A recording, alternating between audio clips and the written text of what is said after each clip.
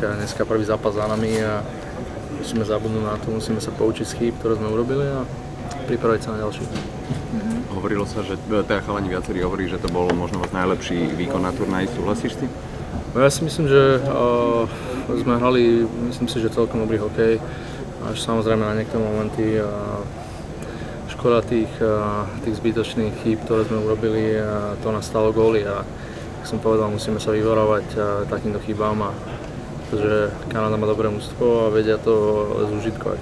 Kanada obrovský favorit, ale hovorí sa, že vlastne nejaký pakel, ten až tak nemrzí, možno ako takáto prehra, najmä keď ste opred tým predchádzajúcim zápasom vybehli veľmi aktívne, ale oni dali teda hlavne tej prvej tretine po 2 chybách góly. Tak myslím si, že nezáleží, či prehráme tak alebo onak. Prehrali sme prvý zápas a jak som spomínal, musíme sa pripraviť ešte dôkladnejšie na ten ďalší zápas a musíme im to znepríjemniť a hrať naplno a dať to všetko. Z tvojho pohľadu zozadu, čo teda konkrétne by ste pre to druhé finále mali zmeniť? No tak som povedal, vyvarovať sa zbytočne chybám na modré, na červené a nahodiť to do tretiny. Myslíte, že jste blízko, když jste v druhé třetině prohrávali jenom 2-1, navíc tam Sekera, že tam měl šanci v oslabení na vyrovnání na 2-2? Mali sme tam, jak som spomínal, mali sme tam nejaké šance a nepadlo nám to a v tej tretine tam im to padlo, no, tak to bol taký najväčší rozdiel a jak som povedal, musíme len zabrať. Je to len jeden zápas a hra sa na 2 víťazné. Ako je to so silami, ešte vládzete? No jasné, však ešte je začiatok sezóny, takže zatiaľ ešte myslím si, že každý jeden má sily. Po tých 2 tretinách, ktoré Canada Center bolo možno také stíchnuté, aj Kanadania vyzerali, že boli možno takí prekvapení z toho priebehu. Vnímali ste to aj vy tak na lade? Tak jak som spomínal, ja si myslím, že dneska sme hrali celkom dobrý hokej a aj v druhej tretine a samozrejme, ak som povedal, nám tam nepadlo, mohlo to byť o niečom inom, keby sme vyrovnali, mohol to byť úplne iný zápas. Ralph, seemed like the consensus with talking to some of your players that was the best game you guys have played this tournament, and to not come out on the winning end, I mean, how do you handle that in the second game, and what were your overall thoughts of the game? Well, overall, I agree with the players. I think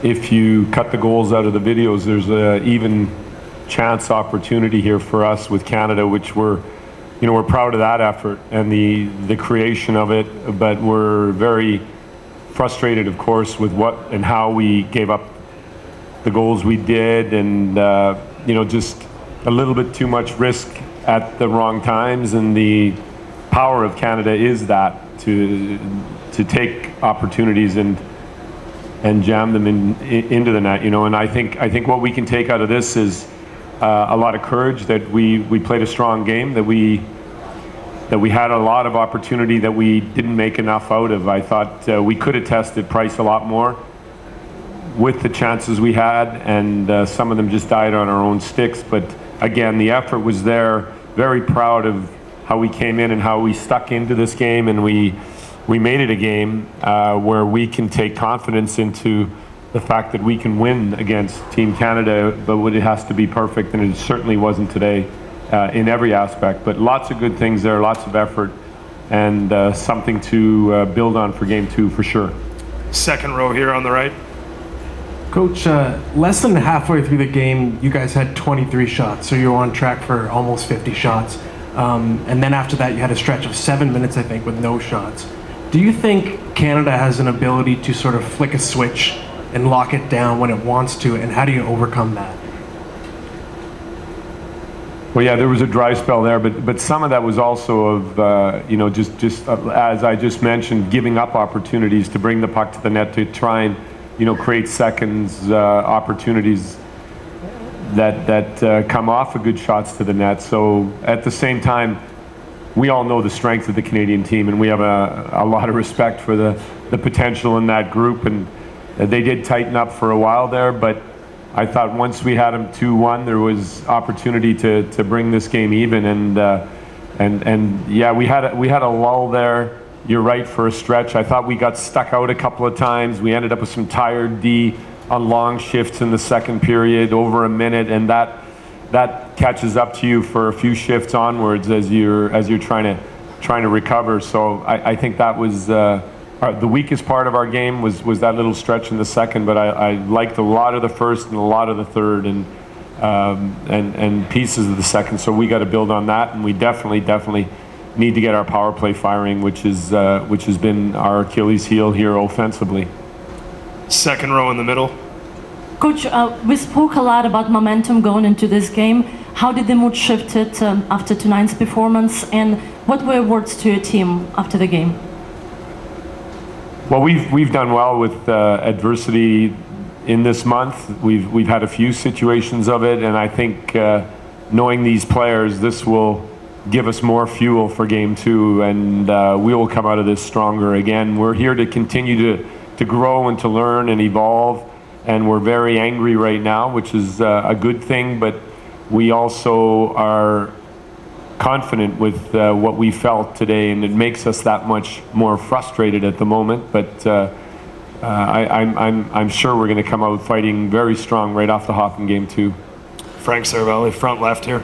Ralph, you just mentioned the anger factor. How do you balance sort of going forward tomorrow with the positive reinforcement from what you saw tonight, and also kind of reminding that taking any sort of moral victories from tonight isn't going to count for much in an elimination game?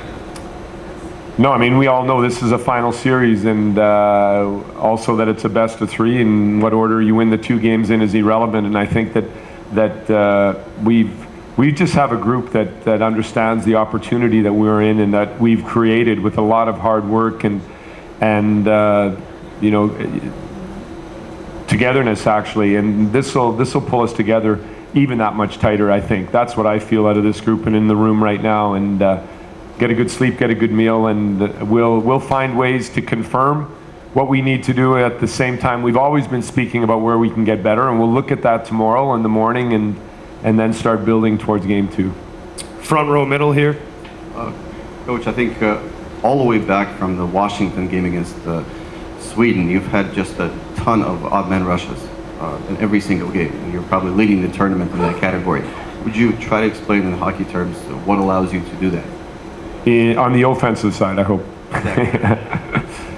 I mean, I just think it's a real commitment to defense. Today we out takeawayed Canada, which is one of the places that Canada is the best at the world at, and takeaways are just a sign of persistence and hunger on the checking side of the game. We're a good checking team. Everybody's involved.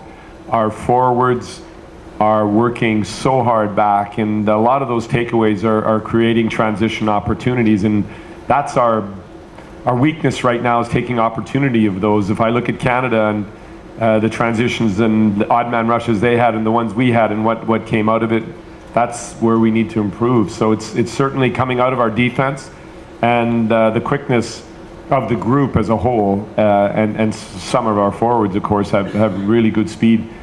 It's now finishing those that we need to do in game 2. So we're expecting odd man rushes again, but we need to bury them.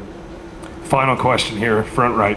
Coach, defensemen score very few goals at this tournament, just actually 8 of 76, and also not so good game in power play, not only your team but all the tournament. How can you explain these trends, and how do you think are they interconnected? Well, I think on the defensemen, just the general defensive commitment here at a tournament of best on best is very high from players that might not be doing it all the time in their club teams. They might have other line mates or partners who do more of the dirty work in the defense, and here the willingness of these best players to do what it takes to win is you know, putting players in shot lanes that they're committed to. Unbelievable shot blocking going on here. It's difficult for defensemen to get pucks through, and the penalty killing commitment is so high. I mean, I think we've got about a 7% power play ratio right through all teams here at the tournament combined. And again, it's the understanding of what it takes to win at a best on best tournament. It's not necessarily always pretty, but you've got all of Team Canada's players playing excellent defense and working hard away from the puck. So those factors, I think, are coming into play here. Okay, thank you very much, Coach. Thank you, everybody.